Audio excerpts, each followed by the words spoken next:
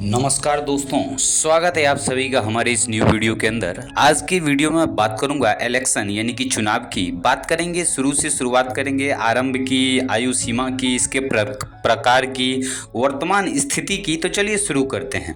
चुनाव गणतंत्रीय शासन प्रणाली की एक प्रमुख विशेषता है।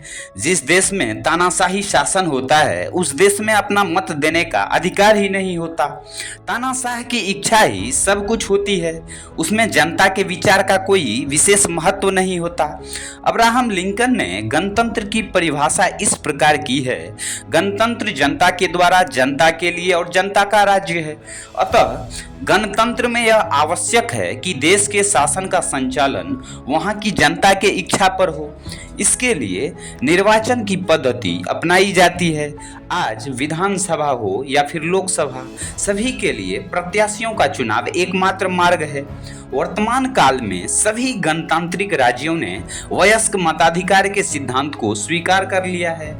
इस सिद्धांत के अनुसार देश के सभी वयस्क, चाहे वे स्त्री हो या पुरुष, धनी हो या निर्धन, मत देने के अधिकारी हैं। हाँ, संसार में आज भी कुछ देश ऐसे हैं जहां स्त्रियों को मत देने का अधिकार नहीं है। हर देश ने मताधिकार योग्य वयस्कता की एक ही उम्र नहीं मानी है। विश्व के अधिकांश देशों में मताधिकार की अवस्था 18 वर्ष है, परंतु ऑस्ट्रिया, क्यूबा, ब्राजील तथा निकारागुआ में यह अवस्था 16 वर्ष, अफ्रीकी फिजी तथा ओमान में 21 वर्ष और उज्बेकिस्तान में 25 वर्ष है। सभी देशों में पागलों और भीषण अपराधियों को वोट देने का अधिकार नहीं होता। मतदान मुख्यतः दो प्रकार का होता है, पहला प्रत्यक्ष और दूसरा अप्रत्यक्ष।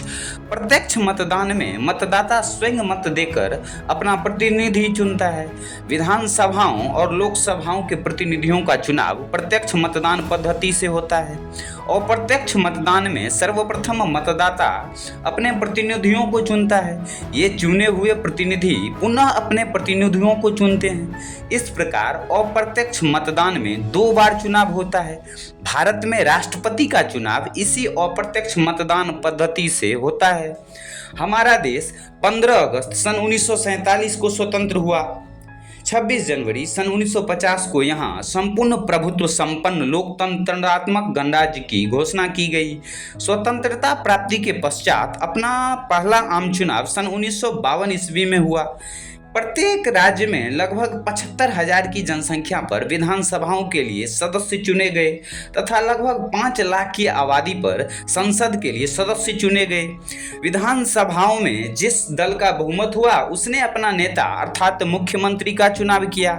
इसी तरह संसद में जिस दल का बहुमत हुआ उसने अपने दल का प्रधानमंत्री चुना। तब से हमारे देश में कई पंचवर्षीय आम चुनाव हुए।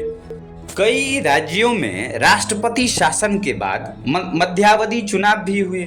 संसार के महान गणतंत्रात्मक देशों में 2 या 3 पार्टियां ही हैं, किंतु आज हमारे देशों में पार्टियों की संख्या 40 के ऊपर है। चुनाव के समय तो पार्टियां गोबर छत्ते की तरह जन्म लेती है। यदि हम अपने देश के चुनाव पर ध्यान दें तो इस पद्धति के प्रति घृणा हो जाती है। जिनके पास पैसे और लाठियां हैं उनसे इस चुनाव युद्ध में जीतना बड़ा कठिन हो जाता है। चुनाव के समय वोट जीतने के लिए तरह तरह के हथकंडे काम में लाए जाते हैं।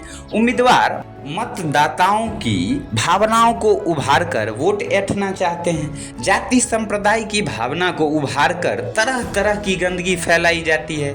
यदि इनसे भी काम न चला तो जोर जुल्म से मतदाताओं को मतदान केंद्र में प्रवेश न करने देकर तथा पीठासीन पदाधिकारियों को डरा धमका कर जबरदस्ती मतदान अपने पक्ष में करा लेते हैं। आज इसी तरह के विजेता शासन सूत्र अपने हाथ लेकर देश में अन्याय का नग्न नृत्य कर रहे हैं। उर्दू के महाकवि इकबाल ने लिखा है, जमहूरियत वह तर्ज़े हुकूमत है कि जिसमें बंदों को गिना करते हैं, तौला नहीं करते।